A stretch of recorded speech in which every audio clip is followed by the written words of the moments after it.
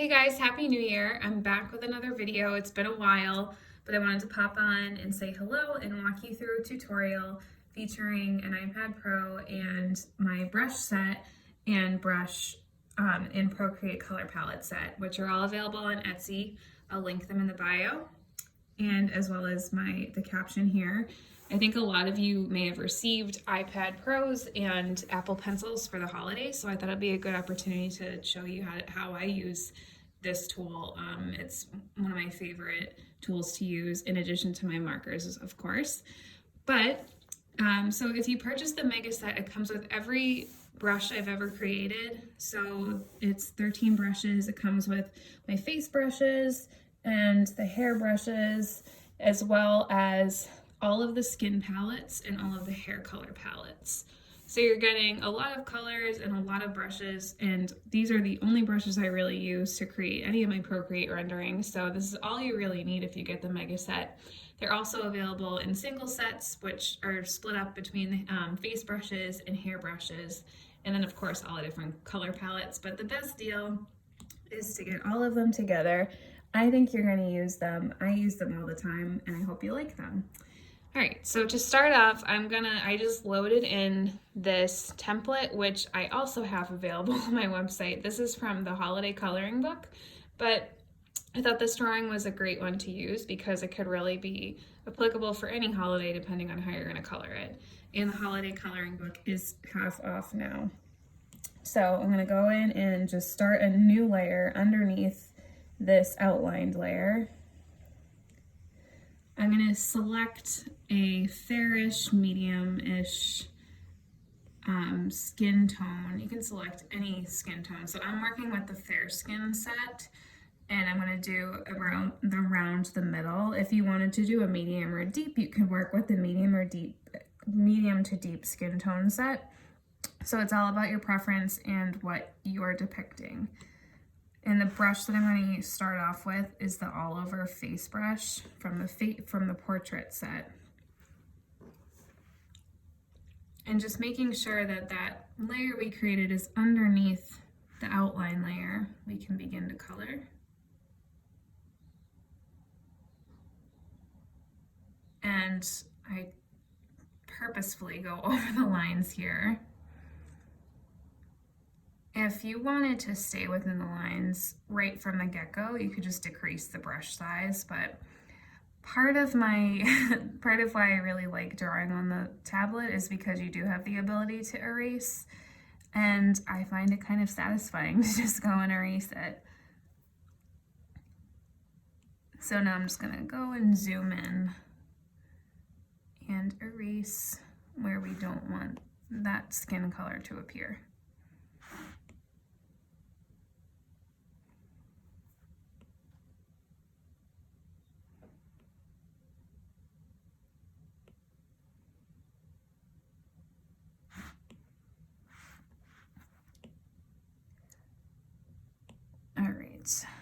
So that's pretty much all of the skin you're gonna see in this specific composition. I do want to show you the texture of the brush if you're not familiar with it. So just to show you really quickly, I made that brush really large, and I'm gonna zoom in here and color off the composition just for a quick moment so you can see. But the texture of the brush is slightly gritty. I created this to mimic the way a Copic marker would behave. So if you follow me, you know that I use both this digital media as well as markers. And this is pretty similar to the marker that I use and how it applies to paper. So that was really important to me when I was creating these brushes. So it has a slight texture to it, which I really like, but it's also smooth if you want to work that way. So now that we have that base color, in the skin tone palette, the way it's designed is you work left from right. So I'm just gonna go one to the right, and it's a slightly darker color. And that's where I'm gonna start to color my shadows. You can probably not even detect this on camera, but it is slightly darker than the color we applied first. And so I do this gradually. I don't wanna go light to super, super dark too drastically, So it's just about like kind of building your color the same way you would if you were working with markers. You can go one to the right again. Get into a little more contrasting shadow.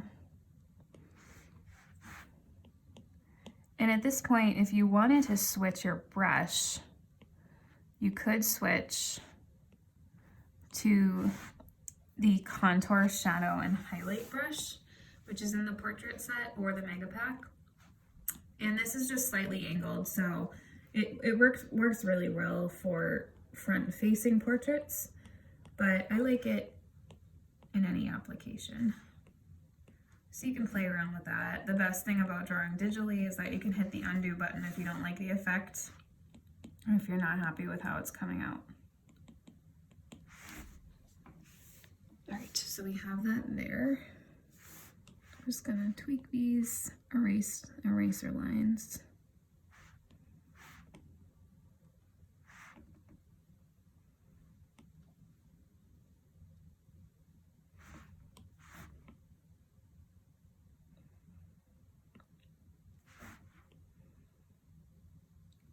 And I'll include it in the caption.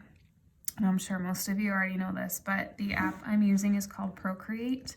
It's only available on iPads, and we're working on a 12.9-inch iPad Pro, and this is the Apple Pencil. Okay, so now that we have that skin layer completed, I'm gonna go ahead and make a new layer. And you can always name these layers, but I never do because I'm lazy. But if you are someone that wants to, if you're making a ton of layers and you want them to be a little more easily navigatable or, you know, manageable, it's probably a good idea to name them. I never do. And then I'm kind of cursing myself later because it's difficult to find. But I am gonna start with brown hair, and I'm gonna try one of these lighter browns for now. We can always change that or build upon the color, but I'm gonna start off with that one. And the brush I'm gonna use for this is the base hair brush. And I will be drawing right over her crown, but we can fix that after. I just wanted this to be one fluid, smooth motion. And similar to the all over skin brush, this is designed to be gritty and have a bit of texture and tooth to it, just like a Copic marker would. And also just like a Copic marker, the more layers you do, the darker it will appear and the more opaque. So if I draw over this, you're gonna see that this color will start to become more opaque. I actually don't like it to be super opaque because I think by leaving it a little bit transparent, it looks more like a marker. So for this drawing, I'm gonna omit that second layer, but that's all up to you.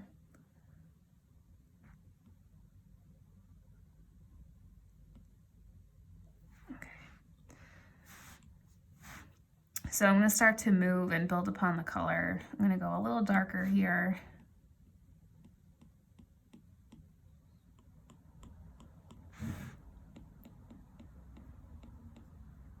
And the motion I'm using to create these brush strokes is the same exact motion I'd be using with Copic markers. So I try to keep my hand really light, not too heavy. And of course, the stylus I'm working with is pressure sensitive, so the harder you press down, the more color and the more opaqueness you're gonna see. I'm going outside the lines just to keep this hair looking a little natural.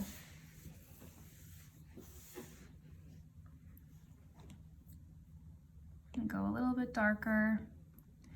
And at this point, I'm also going to switch my brush to the shiny hair brush. This is my favorite one. This is really beautiful. If you're drawing curly hair or coily hair, it creates this kind of natural shine and I really enjoy.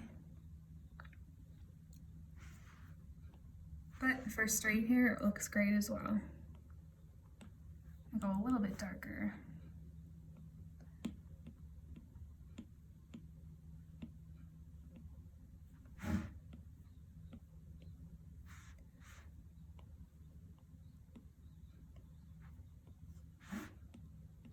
If you want to play it safe when you're adding these darker tones, you could also do a completely new layer for the different color variations. It depends on, I think, your comfort level with the app and with digital painting. But you can play around with it. Okay, so from here we have her skin tone, we have her hair. I'm going to move on now to the dress. And I am releasing a new brush set soon, which will include all of the brushes I use for drawing garments. However, because that's not available yet, I can't show it to you. So I'm going to work with the all over face brush for doing the garment, which is pretty similar to what's coming out, but I'm just gonna work with this one for now. So for this, I'm gonna create a new layer and then drag it underneath the skin tone.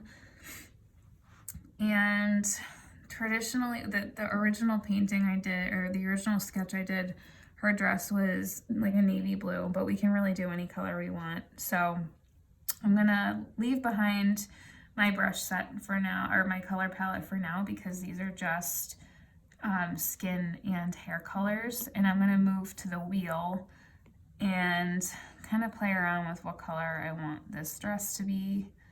I really like, my favorite color of all time is like a periwinkle color, so we're going to give that a spin.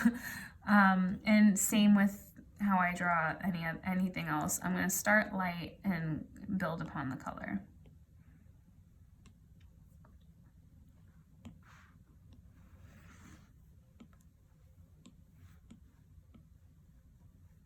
So keeping my strokes really light. And the reason I moved this layer beneath all the hair and skin was so when we color, you can see it's not disturbing her hair. And that's because of the order of the layers. So whatever you want to be on the bottom of your drawing should be in the bottom of your layers. If we moved this layer to the top, it would cover her hair because this is her hair layer up here.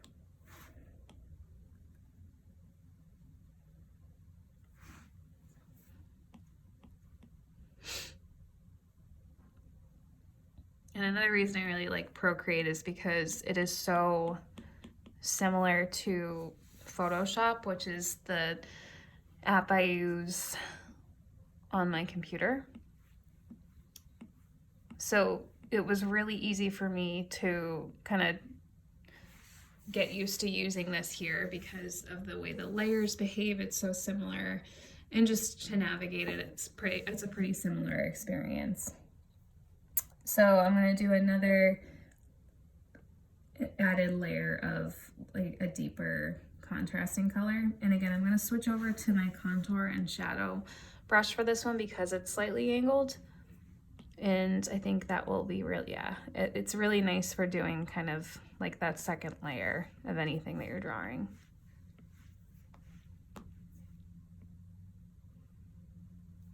You can play with the size here.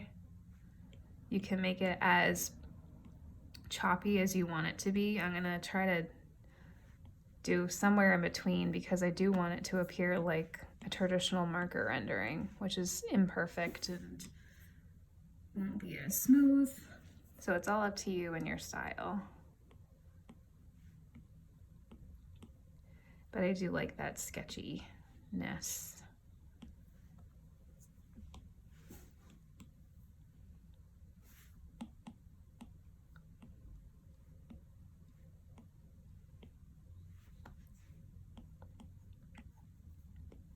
So as I've been saying, just keeping a loose hand, letting your hand kind of move itself and trying not to get so caught up in the shape of things and where it's going. it's very hard for me to do, to try less. I think a lot of times I'm so tight in my work, and I talk to a lot of artists that can relate to that. It's hard to just kind of let go and do what your brush or hand wants to do.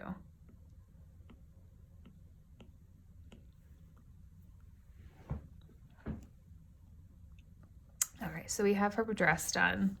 Before I move on to the florals here, I'm gonna do another application of the skin using another brush. So I'm gonna add another layer, and I'm going to select the Gritty Streaks brush, which is one of my favorite brushes I've ever created.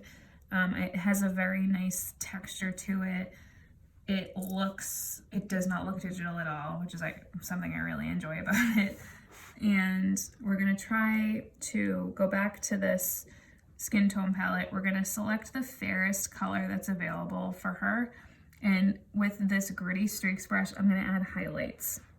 So think about where the light would be hitting her. It's gonna be whatever is protruding the most. So her shoulders here will probably catch some light, maybe her elbows down here. So just very lightly, we're gonna start to apply that. And I'm gonna zoom in so you can see the texture of it. But I really enjoy it. And you can use this really anywhere, not just with anything you're highlighting, but could do it for shadows. So let's try to do it with a shadow. We're gonna go back to this palette.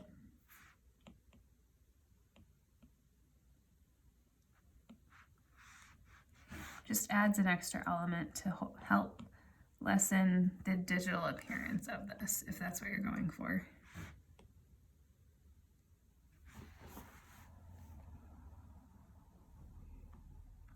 Okay, so that's pretty much that for her skin. So just so I can see what's going on here, I'm gonna merge the two skin layers together.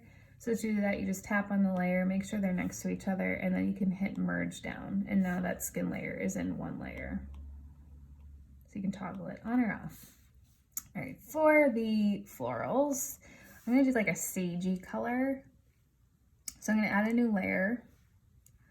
And for this, I'm gonna try playing around with how the hair brushes look for this. So I'm gonna try with the, let's do the fine tip hair for now. And the color, I'm gonna go back to the color wheel and select like a muted sage color. Almost like a eucalyptus-y color.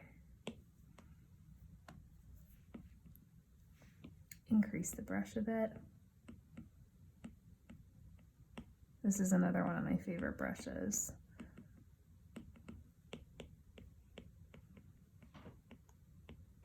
It's good for mimicking leaves or hair, which is what it was intended for, but there's no rule saying you can only use it for hair.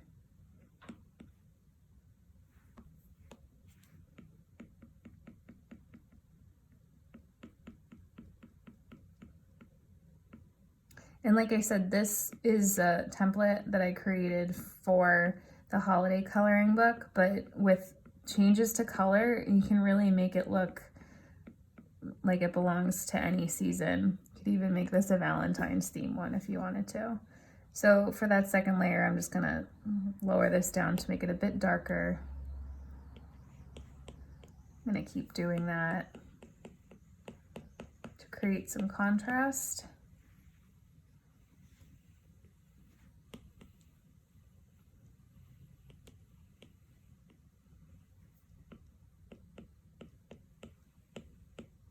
We add some warmth to it, so we're gonna move back closer to that yellowy color.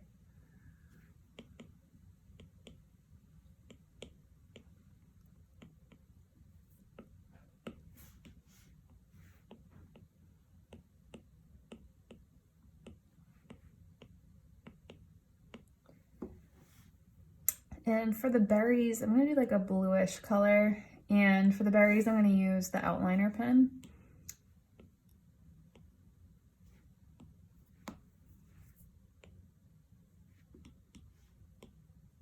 And play around with that color until I get something I like. There we go.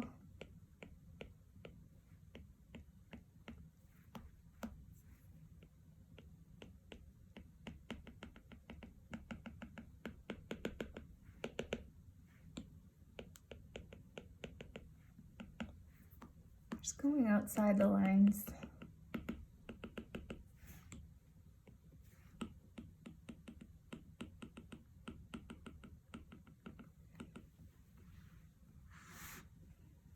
And we'll go work up to the flower crown. And just to make sure I'm using the same colors, I'm just going to select it. So to select a color on Procreate, you go anywhere in the canvas where you want to sample the color. You just take your index finger or any finger and hold it down, and it will select the color for you. So I'm going to move back to the fine tip hairbrush and complete her flower crown. Something I neglected to do for this, however, is make sure that this was above the hair layer.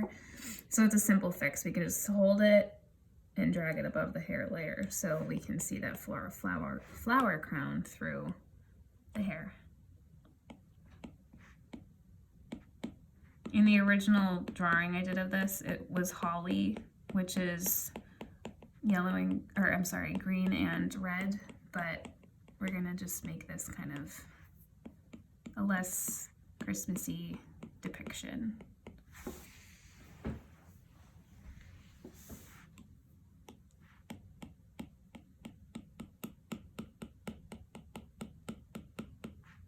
So you can see the brushes are gritty and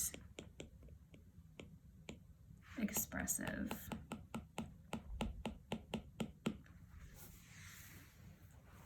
I'm gonna add in those berries. Reselecting that blue color.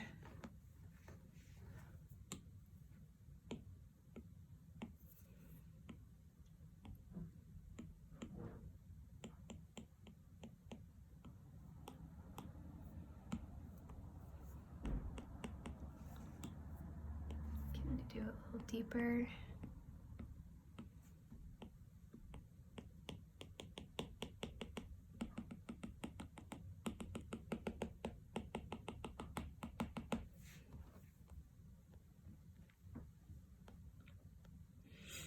So at this point, this is when I kind of look at the drawing and say, all right, what little flares can I add? Where can I add detail? What do I need to change?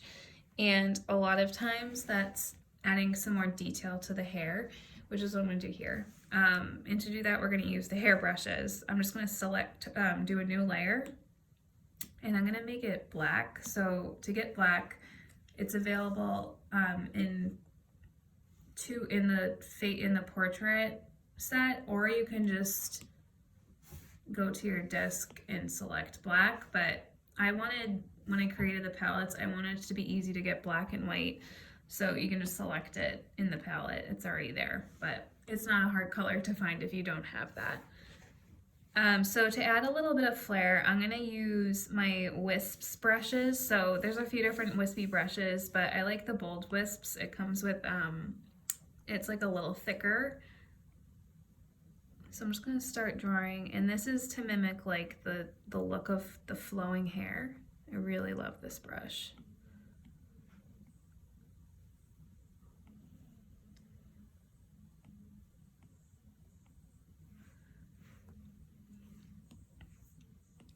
Change the size.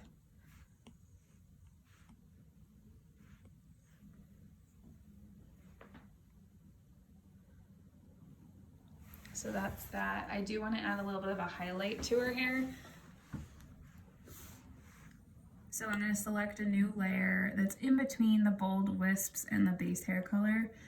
And let's see, I'm actually gonna, even though we used brown hair, I'm gonna move to the blonde hair set and select this color in the bottom right. I think it will add some nice warmth to that.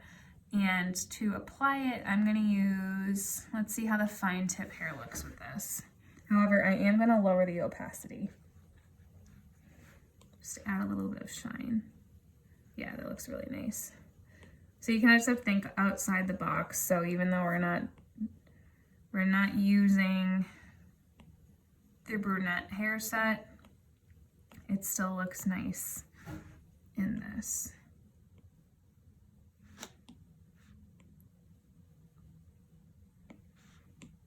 Can even move it up a little bit to create a really dramatic highlight. Some shine.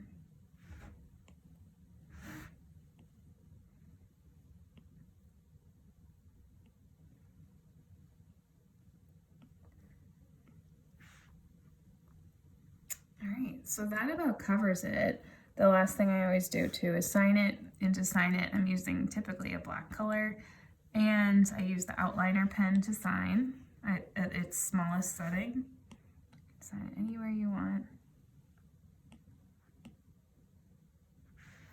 And that's it. So that's an intro to the brush set, the Megabrush set, the portrait brush set, the color palettes, which include the skin tone palettes and the hair palettes. Again, you can buy them all together with the mega pack, or you can purchase them separately. You save a little bit of money if you buy it all together, but they're all up in my Etsy shop, which should be linked in my biography as well as in this caption. I hope you enjoy. Bye-bye.